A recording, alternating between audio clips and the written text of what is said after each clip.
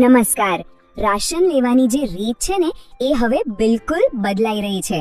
ગુજરાતમાં આવી છે એક નવી system, PNB digital food coupon. હવે આ નામ સાંભળીને ગભરાવાની જરાય જરૂર નથી, કારણ કે આખી પ્રોસેસ છે એકદમ સિમ્પલ. આપણે સ્ટેપ બાય સ્ટેપ બધું શીખી લઈશું. તો ચાલો શરૂ કરીએ. જુઓ, જૂની સિસ્ટમ હવે ભૂલી જાઓ. હવે બધું ખેલ આ એપનો છે, PNB ડિજિટલ રૂપિયો.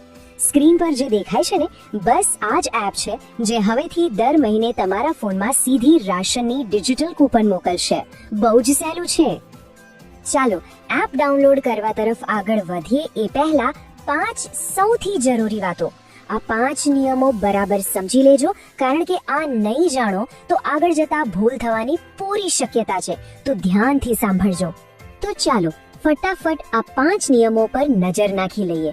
નંબર 1, PNB બેંકમાં ખાતું હોવું જરાય જરૂરી નથી.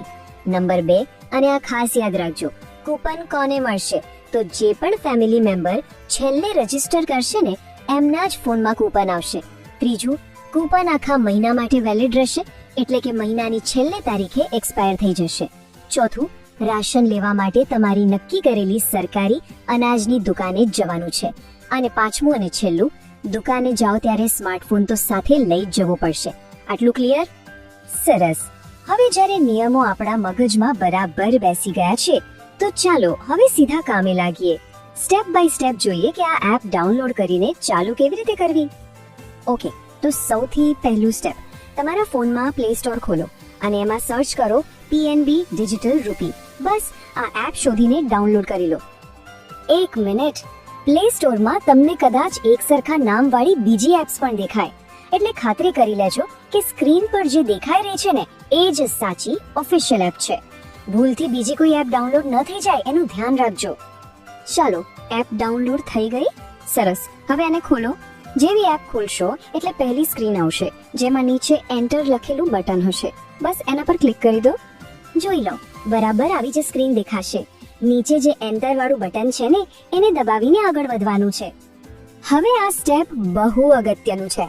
તમારો જે મોબાઈલ નંબર રેશન કાર્ડમાં નોંધાયેલો છે એ જ નંબર વાળું સિમ કાર્ડ સિલેક્ટ કરવાનું છે. પછી વેરીફાઈ સિમ બટન દબાવી દો.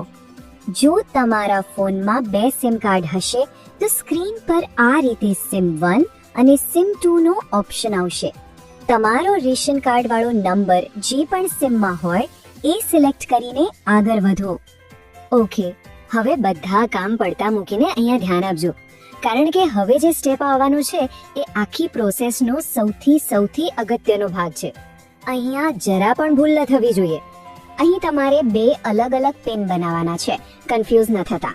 પહેલો છે એપ પિન, જે એપ ખોલવા માટે કામ લાગશે, અને બીજો છે 6 આંકડાનો વોલેટ પિન. આ પિન રાશન લેતી વખતે છેલ્લે નાખવાનો થશે. આ બંને પિન ક્યાંક લખી રાખજો, ભૂલી ન જતા. જુઓ સ્ક્રીન પર, પહેલા એપને લોક કરવા માટે પિન બનાવવાનું ઓપ્શન આવશે. એ સેટ થઈ જાય એટલે તરત જ વોલેટ પિન બનાવવાનું ઓપ્શન આવશે, અને એ પણ બની જાય એટલે તમને વોલેટ પિન સેટ સક્સેસફુલી એવો મેસેજ દેખાશે. ખાસ ધ્યાન, એકદમ ખાસ ધ્યાન. અહીંયા મોટા ભાગના લોકો ભૂલ કરે છે.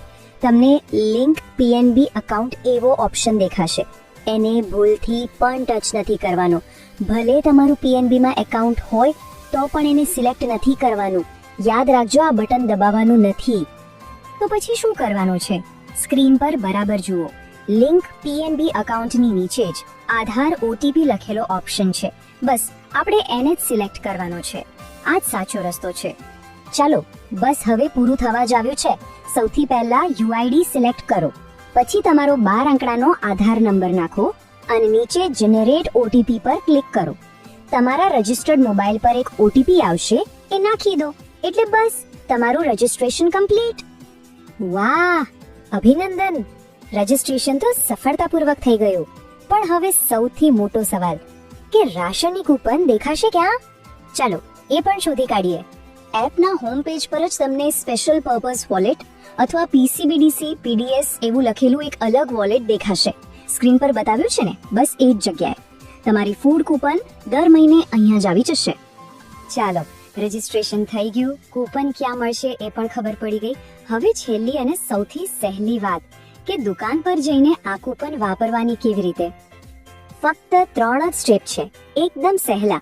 દુકાન પર પહોંચીને પહેલા તો તમારી PNB એપ ખોલો, પછી દુકાનદાર જે QR કોડ બતાવે એને સ્કેન કરો અને છેલ્લે તમારી ફૂડ કૂપન સિલેક્ટ કરીને પેલો 6 આંકડાનો વોલેટ પિન નાખી દો. બસ થઈ ગયું. અને બસ જેવો પિન લાગશો વેરિફિકેશન થઈ જશે અને તમે તમારું રાશન લઈ શકશો. છે ને એકદમ સિમ્પલ. અને આખી સિસ્ટમનો સૌથી મોટો ફાયદો શું છે ખબર છે? હવે પેલી અંગૂઠો લગાવવાની ઝંઝટમાંથી મુક્તિ. કેટલીય વાર ફિંગરપ્રિન્ટ મેચ નહોતી થતી, એ બધી સમસ્યાઓ હવે પૂરી. આ ખરેખર એક બહુ મોટી રાહતની વાત છે. તો આખી પ્રોસેસ તો આપણે સમજી લીધી, પણ આપણું કામ અહીંયા પૂરું નથી થતું. આપણી એક જવાબદારી પણ છે. આપણે એ જોવાનું છે કે માહિતીના અભાવે આપણા આસપાસ કોઈ પણ વ્યક્તિ એના હકના રાશનથી વંચિત ન રહી જાય. તો મહેરબાની કરીને આ માહિતી તમારા બધા સગા સંબંધીઓને મોકલો. ગામનો કે સોસાયટીનો જે પણ WhatsApp ગ્રુપ હોય એમાં શેર કરો. ખાતરી કરો કે દરેક વ્યક્તિ આ સિમ્પલ પ્રોસેસ સમજી જાય અને પોતાનું રજિસ્ટ્રેશન કરી લે. યાદ રાખજો, કોઈનું રાશન અટકવું ન જોઈએ. આ આપણા સૌની જવાબદારી છે.